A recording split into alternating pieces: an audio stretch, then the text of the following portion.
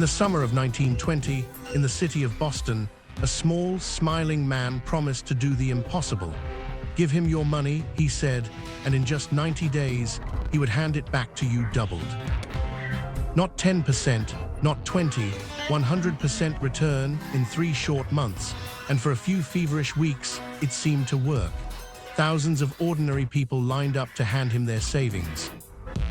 His name was Charles Ponzi, and though the scheme he ran was not entirely his invention, he would run it so spectacularly that his name became the word we still use for it today, the Ponzi scheme. He was born in Italy in 1882 in the town of Lugo. He came from a family that had once known comfort, and he grew up believing that wealth was his birthright, waiting just around the corner.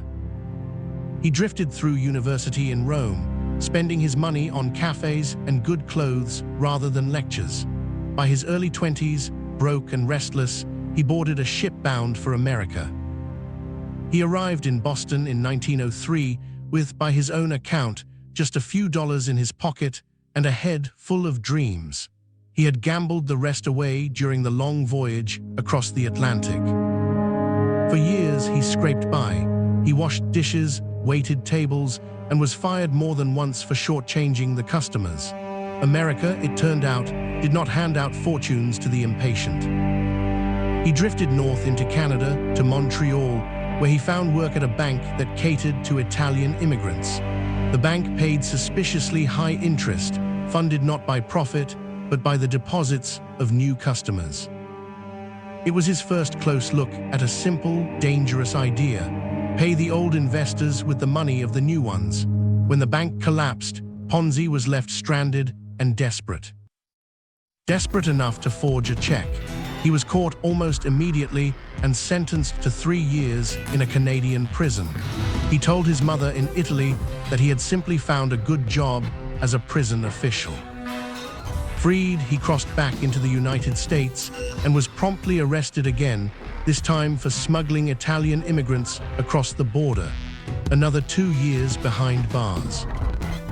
By 1919, he was back in Boston, married, and once again searching for the great idea that would finally make him rich. And then, in an ordinary envelope, it arrived.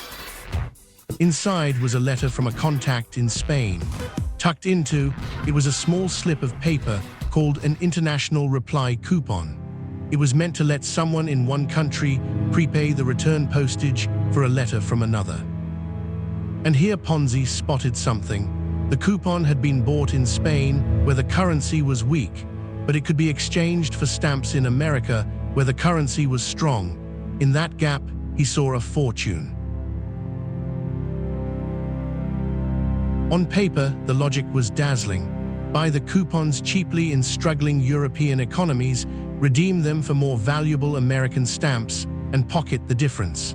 It was called arbitrage, and it was perfectly legal. In January 1920, he founded a grand-sounding firm to chase it, the Securities Exchange Company. To investors, he made a single, irresistible promise: 50% profit in 45 days. There was just one problem, and it was fatal.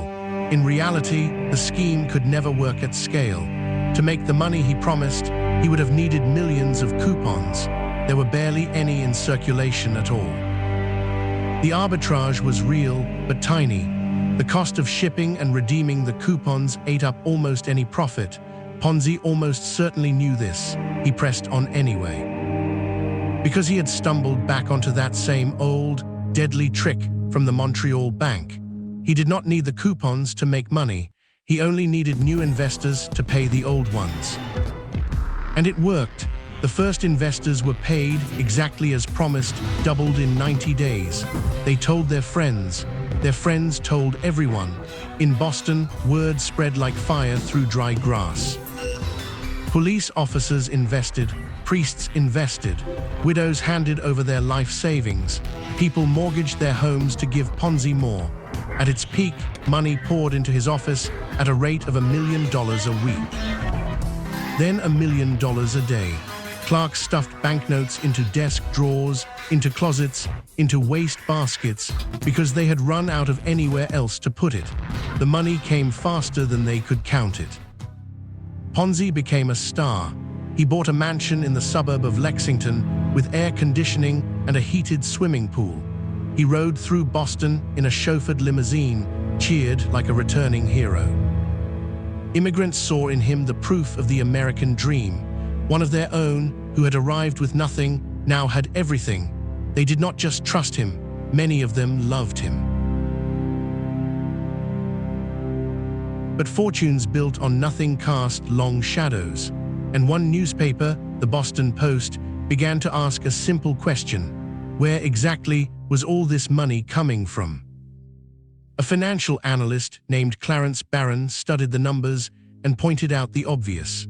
To back the investments Ponzi had taken, around 160 million coupons would need to exist. In the entire world, there were only about 27,000. The math was impossible.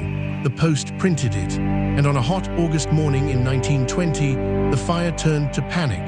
The crowds that had come to invest now came to get their money out. Ponzi, ever the showman, tried to calm them. He walked the lines handing out coffee and donuts, smiling, promising all was well. For a few days, his charm held the panic back, but the numbers did not lie. Investigators opened his books and found the truth. There were no coupons, there was no profit, there was only a river of incoming cash drying up by the hour. When the company was finally torn open, the damage was staggering. Ponzi had taken in around $20 million, the equivalent of hundreds of millions today, from some 40,000 people. Most of it was simply gone. He was arrested, charged, and convicted of mail fraud. The man who had promised to double Boston's money had, in the end, swallowed it whole.